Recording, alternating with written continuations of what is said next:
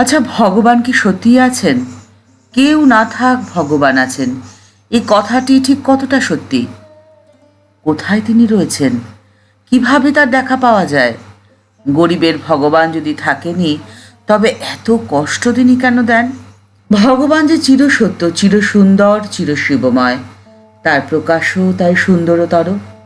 স্বামীজি বলছেন, ভগবান আছেন। কোথায় আছেন জানো?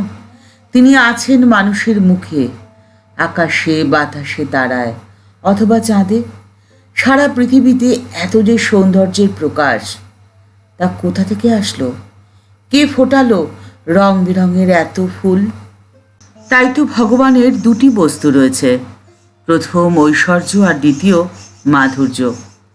যে সমস্ত লীলার কথা শুনলে ভগবানের বিশালত্ব, ব্যাপকত্ব ইত্যাদির ধারণা হয়, তা তো ভগবানের ঐশ্বর্য। আর যে সমস্ত লীলা কথা তাকে বড় আপনার বলে ভাবতে শেখায়, বড় নিজের করে ভাবতে শেখায়, তা হলো তার মাধুর্য।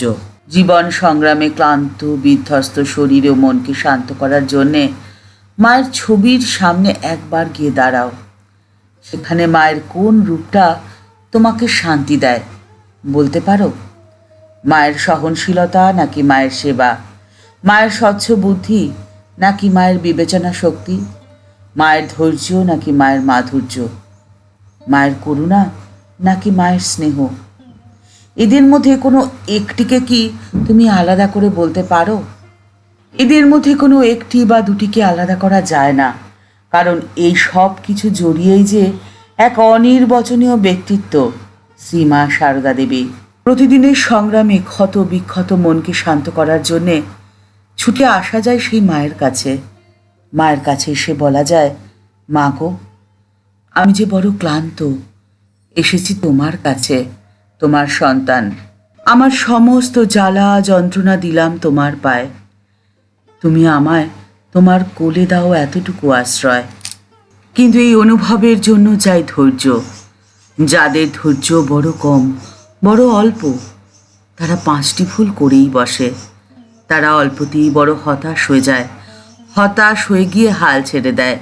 দ্বিতীয় ভুলটি তারা যেটা করে সেটা হলো, জীবন যখন তাকে পরীক্ষার খাতা দেয়, তখন সেই পরীক্ষার খাতায় উত্তর তারা সহজে লিখতে পারে না।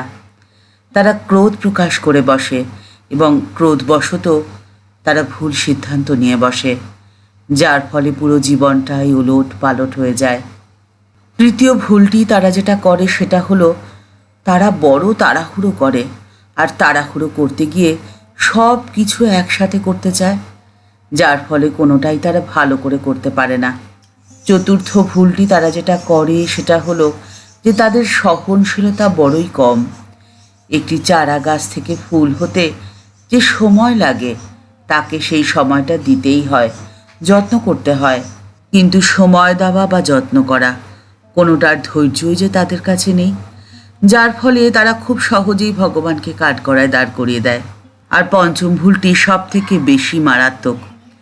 তাদের জীবনের লক্ষ্য বা উদ্দেশ্য থেকে তারা বিচ্যুত হয়ে যায়, যার ফলে তারা জীবন সমুদ্রের কোনো কূল কিনারাই খুঁজে পায় না, আর দোষ দেয় সর্বশক্তিমানের ওপর। ভগবান যে সর্বত্র প্রকাশিত, সবখানেই তিনি রয়েছেন। জীবজগতের উৎপত্তিতেও তিনি যেমন রয়েছেন, তিনি রয়েছেন ঠিক তেমনভাবে বিনাশেও। আপনার ভবিষ্যৎ সম্পদ তিনি যেমন জানেন, ঠিক তেমনভাবেই জানেন আপনার বিপদ। অবিদ্যারূপিণীতেও যেমন তিনি, ঠিক একই রকমভাবে বিদ্যারূপেও তিনিই বিরাজমান। তাই তো ঠাকুর শ্রী রামকৃষ্ণ পরমহংসদেব একবার এক ভক্তকে বলেছিলেন, তোমার যখন ভালো সময় আসে তখন তুমি ভগবানকে দেখতে পাও, কিন্তু যখন তোমার বউ ছেলে মরে যায়, যখন তুমি খেতে পাও না, তখন তুমি ভগবানকে দেখতে পাও না। এই জগতের সৃষ্টি স্থিতি লয় সর্বত্রই যে তিনিই বিরাজমান। ভগ অর্থে হলো সম্পদ, আর ভগবান অর্থে, জ্ঞানীরা বলছেন যে 6টি গুণ বা সম্পদ যেখানে পূর্ণ মাত্রায় প্রকাশ পায়, সেখানেই ভগবান বিরাজমান। আর এই 6টি গুণ যথাক্রমে, প্রথম হলো সমগ্র ধর্ম, দ্বিতীয় সমগ্র যশ, তৃতীয় সমগ্র শ্রী, চতুর্থ সমগ্র ঐশ্বর্য, পঞ্চম সমগ্র বৈরাগ্য, আর ষষ্ঠ হলো সমগ্র জ্ঞান। আপনার আশেপাশে বা আপনার মধ্যেই যদি এই 6টি গুণ পূর্ণ মাত্রায় প্রকাশিত হয়, তবে আপনিও পেতে পারেন ভগবানের আসন। শুধু প্রয়োজন আপনার 2টি চোখ মেলে তাকে চিনে নেওয়ার, তাকে অনুভব করার। ঠাকুর, মা ও স্বামীজির চরণে আভূমি লুণ্ঠিত প্রণাম জানিয়ে আজকের পর্ব এই পর্যন্তই। দেখা হচ্ছে পরের পর্বে। আজকের পর্বের উপস্থাপনা ভালো লেগে থাকলে লাইক বাটনটি প্রেস করে দিতে ভুলবেন না। আর আপনার মতামতটি কমেন্টস বক্সের মধ্যে জানালে আমাদের ভালো লাগবে। আপনি যদি এই চ্যানেলে নতুন হয়ে থাকেন তাহলে চ্যানেলটিকে সাবস্ক্রাইব করে বেল বাটনটি ক্লিক করে দিতে পারেন। তাহলে এই চ্যানেলে ভিডিও আপলোড হওয়ার সাথে সাথেই আপনার কাছে নোটিফিকেশনটি চলে যাবে। সবাই ভালো থাকবেন, সুস্থ থাকবেন। দেখা হচ্ছে পরের পর্বে। নমস্কার।